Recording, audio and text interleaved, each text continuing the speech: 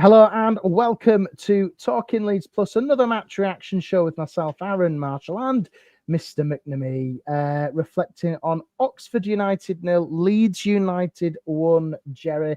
I'm in Costa del Leeds. You're in the dulls of Cheshire. Really? In the rain. Costa del Leeds, the sun is shining. It's just a nice feeling. Good Friday was a great Friday. Yeah.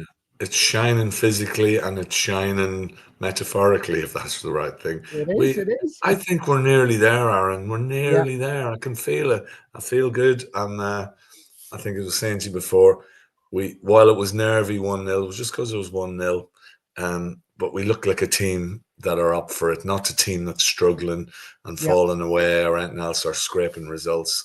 And Monday could be pivotal. We know what has to happen. I mean, to be honest, whatever happens in the Burnley game, I'm not really bothered. So if we win, if we have to wait another week and do it against Bristol City, great. But it's going to be interesting if we do win, where everybody goes afterwards. Me and my son have booked a hotel in Leeds for Monday night.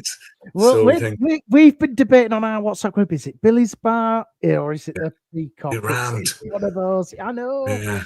I'm hoping the Bremner Suite stay open because usually kick us out an hour afterwards, but they can't really. It's going to be some night. But yeah, a great performance. Oxford, the weirdest stadium I've ever been to. 3 sides.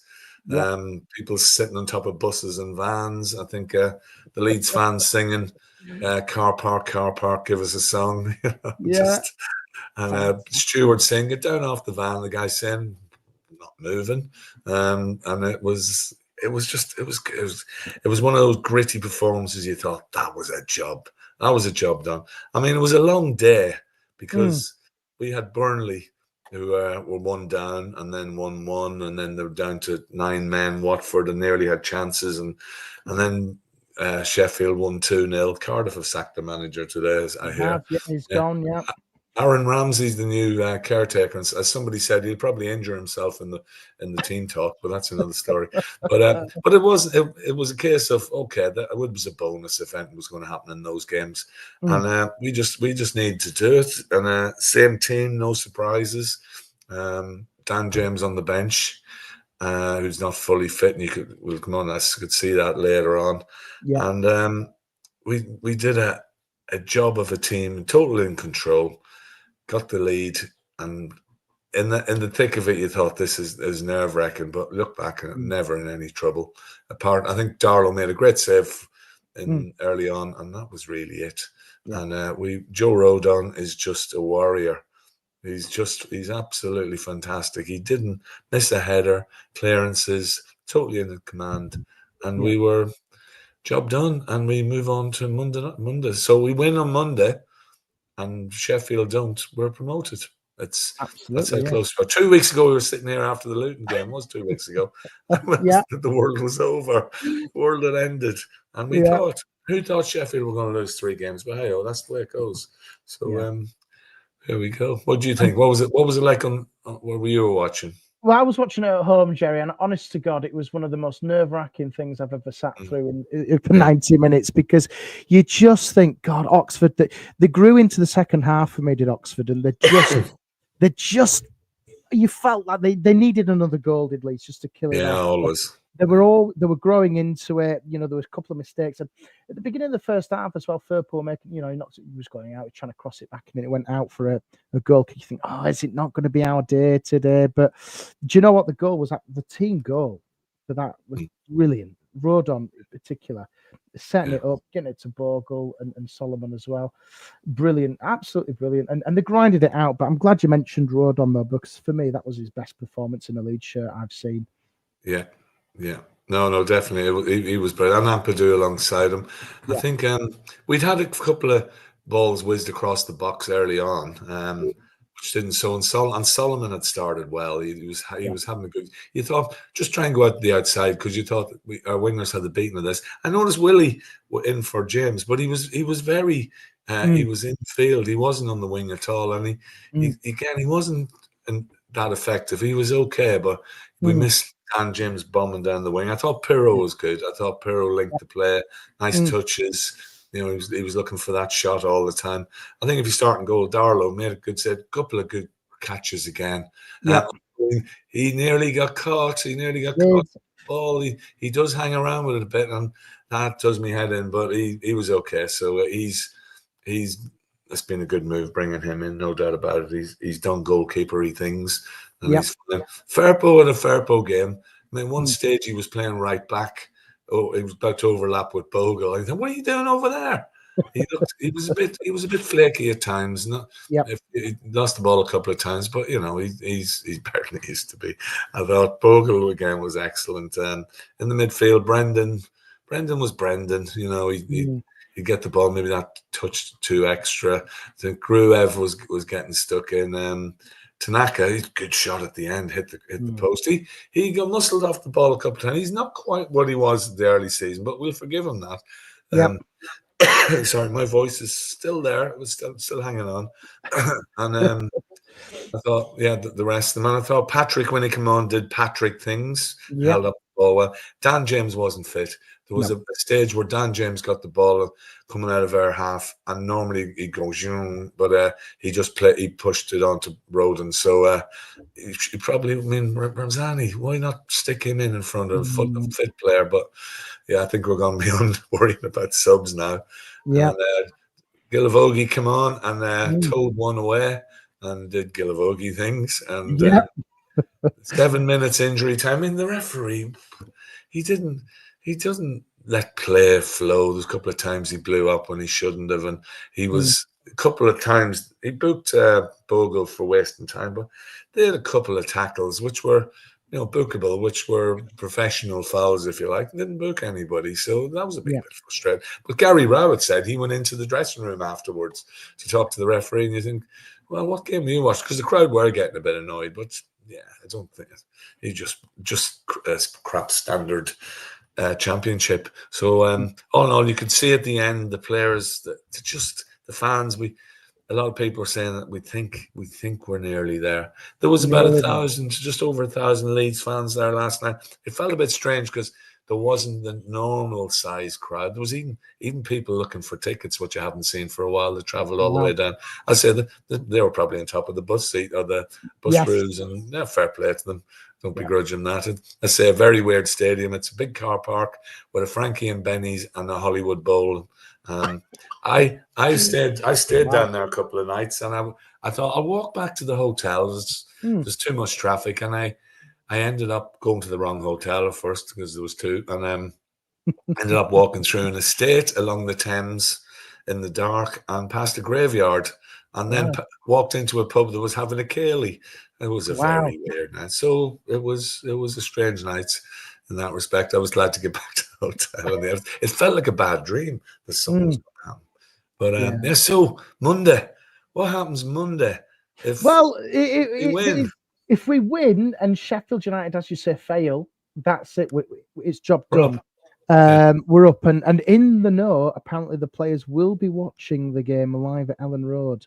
Apparently so. I've been told. I've been reliably informed. That would make sense. I think they did it against West Brom as well. If I remember, when West Brom played Huddersfield, I think they all did that, and then it was that was the famous bit at the end of the Amazon documentary, which I still watch, and I still get teary-eyed when I see it. It's still iconic, and Bielsa and Pablo and COVID and all that. But I think we're hoping we'll be in the Bremner Suite.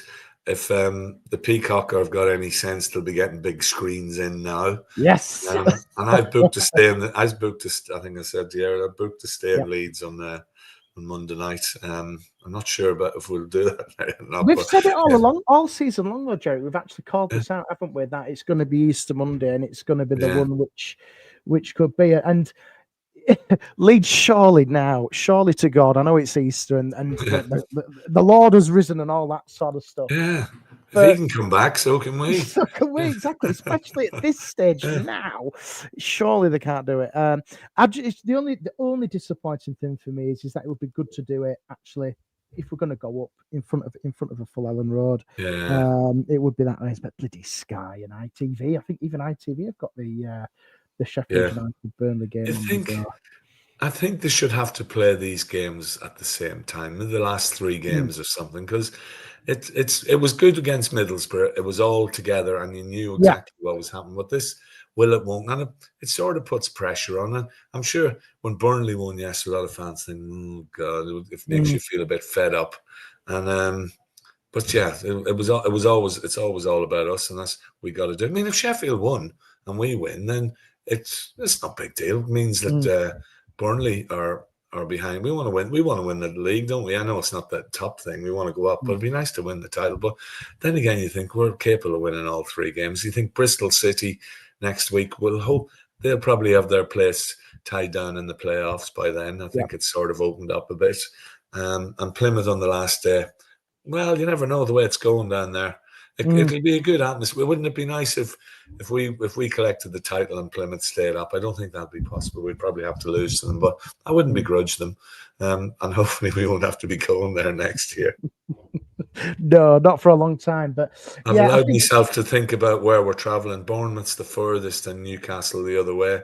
We'll have to go to East Anglia, and there's a lot of stuff in the northwest. And we'll be looking for 9 wins, probably 8, 7 wins.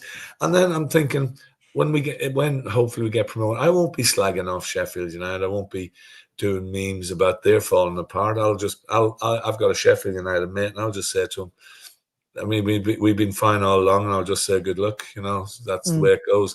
Not like Leicester players last year. I've said this before. I keep saying it. Singing at their due that Leeds are falling apart. Ipswich on their victory bus singing Leeds are falling apart. Jamie Vardy doing this. I think, excuse me, fuck yous. I am going to call yous out for that. And I've been saving it up because we're going the other way. I'm so pleased for you. We're totally graceless. And I'm so pleased that you're all coming back down. Hopefully we'll make a better fist of it. Well, they will probably go down tomorrow, won't they? The relegation place will be confirmed tomorrow. And then hopefully on Monday, the promotion. Southampton got their point. That's just looking up.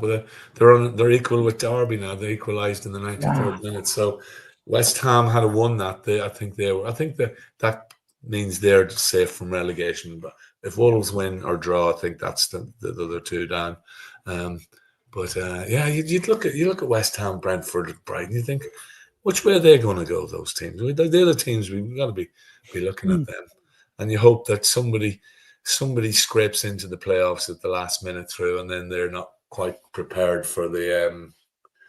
I'm sorry, I'm looking at the. Who's on? Is that Man City? Man City must have won, did they? They're good as some. Yeah, they won 2-0. Last I heard, they were dreadful. Sorry, I'm looking at football here. They're looking at next year's opponents. We've got to get there first, Jerry, and I think we will. I think it's nearly there, isn't it? But let's just bear in mind, Stoke are unbeaten in 5 in the Championship. They're the informed team, and I think Mark Robbins is in charge.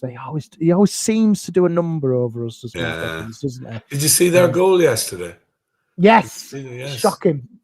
Keeper booted the ball out straight into the backside of the Stoke defender or whatever position he was. Hilarious. Yeah. Hopefully, and we think Meslier is bad, there's a long way to go. But the question on everybody's lips is, Jerry, where are you going to be watching that Sheffield United Burnley game? Is it going to be the Peacock, the Bremner, or the Billies? Surely to God, Leeds could absolutely make a fortune if they put it on the screen. Just do it, Leeds. Get it on the concourse. Get it live. Do the right thing. Let the fans stay in, and then the bars open the bars. They'll make an extra day's takings. Surely they must see it, and I'm sure security and police and that want Leeds fans contained in one place. Always the best place for us, and and I think people want. Did I see? Or was it not? Did I see fireworks outside Ellen Road last night? Was there footage of that? Was that an old footage? There seemed to be a crowd outside Ellen Road. I did pop on Leeds Place on the Facebook group. There was a chap selling the flares, getting them ready for 50 quid. I'm like, no, thank you.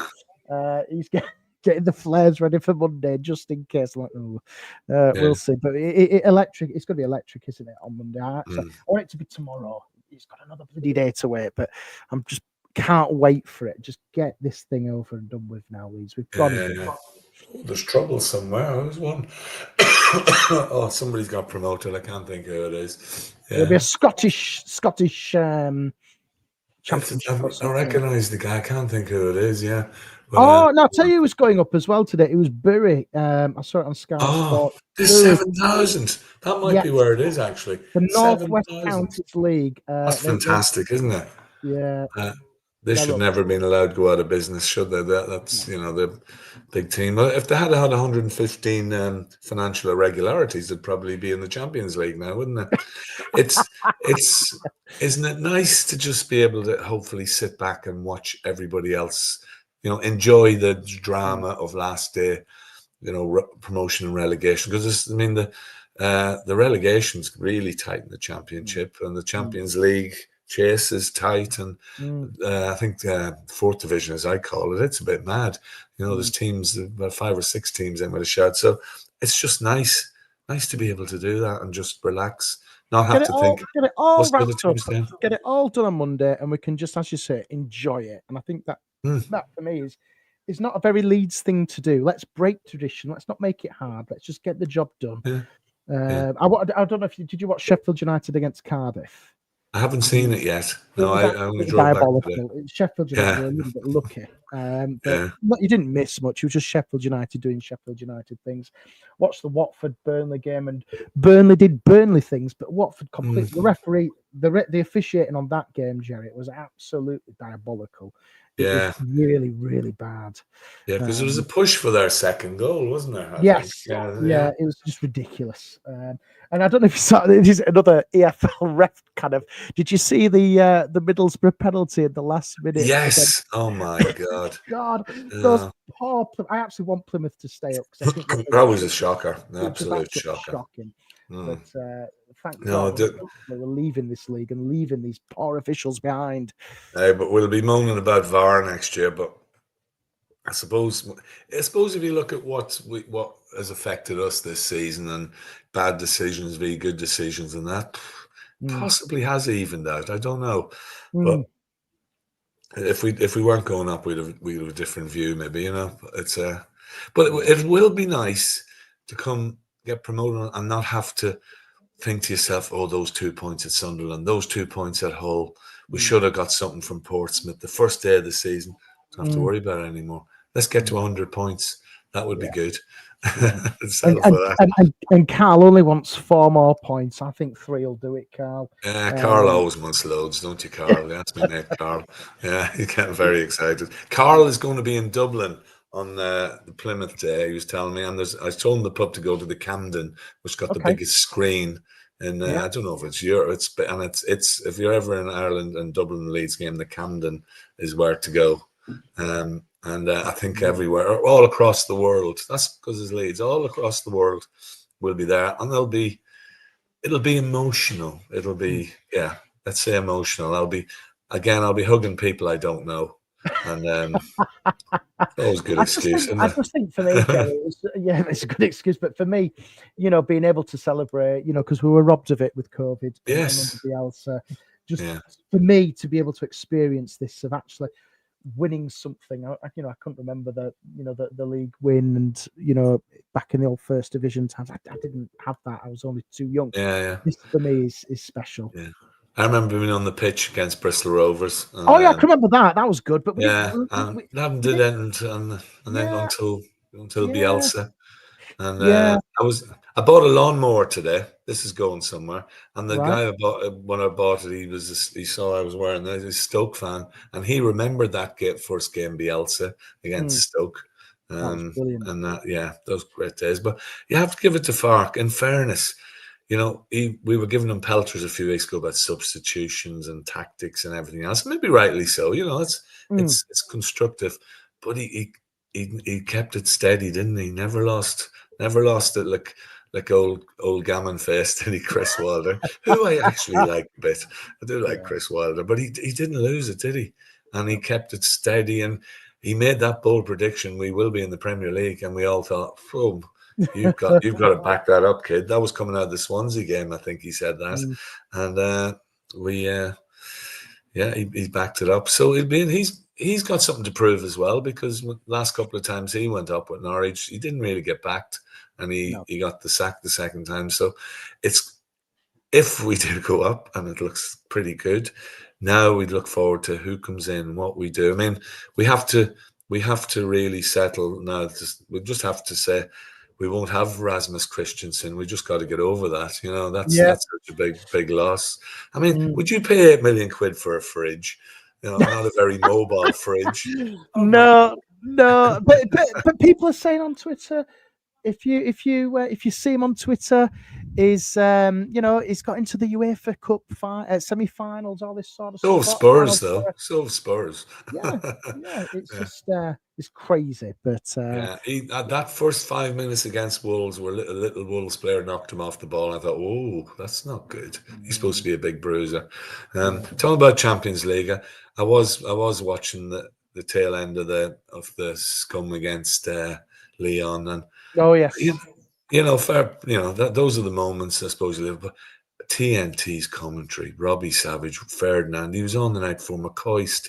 It's like, it's so unprofessional, the whole thing. Bring back Barry Davis and all these great commentators. These guys just really just wind me up. Rio Ferdinand, Ballon d'Or. That's all he can say. McCoist talks bollocks. I used to like McCoist, and Robbie Savage just going, I can't do impressions, but it's just so bad. I want Bodo Glimt to win it. Yeah, nice, the Norwegians, but but those things you can look and laugh when you're doing okay. It's football stuff, so it's a big few months ahead. I booked my trip to Ireland on the 9th. I've gone ahead and booked it. So you're committed.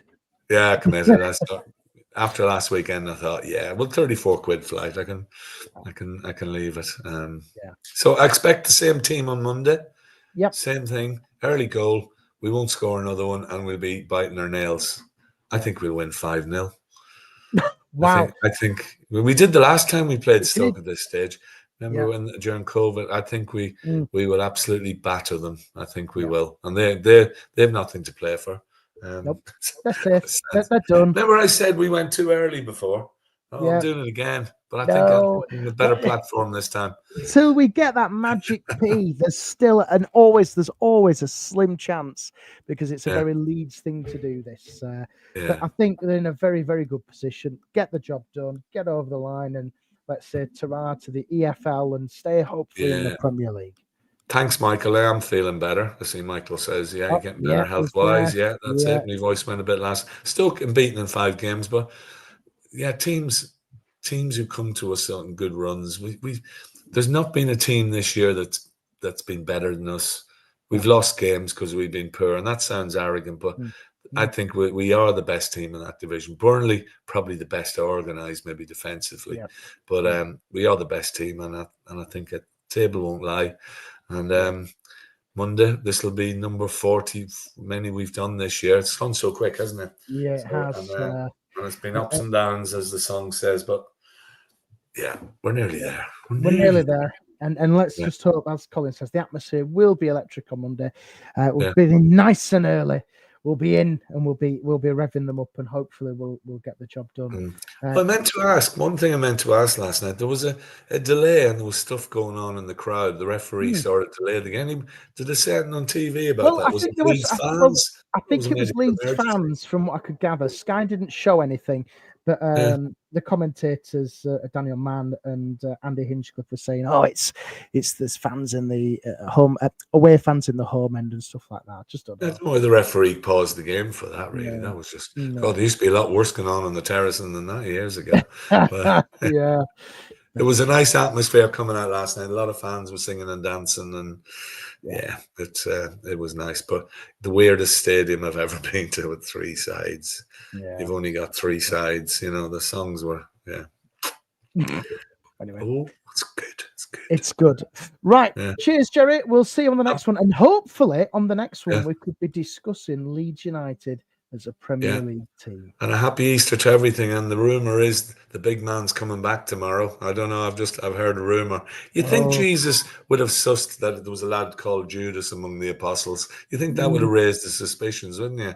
Yeah. But anyway, I hear his Wi-Fi's not good in that tomb, so he'll be back tomorrow. And he'll be back. He will. I'm going to hell, by the way, for saying that. If he is, but yeah. The big man will be there on Monday watching over us and think, yeah, it's about time Leeds had a bit of luck. And, absolutely. Come on, Jesus. Come on, Jesus, and come on, Leeds. Cheers, Jerry. We'll see you on the next one.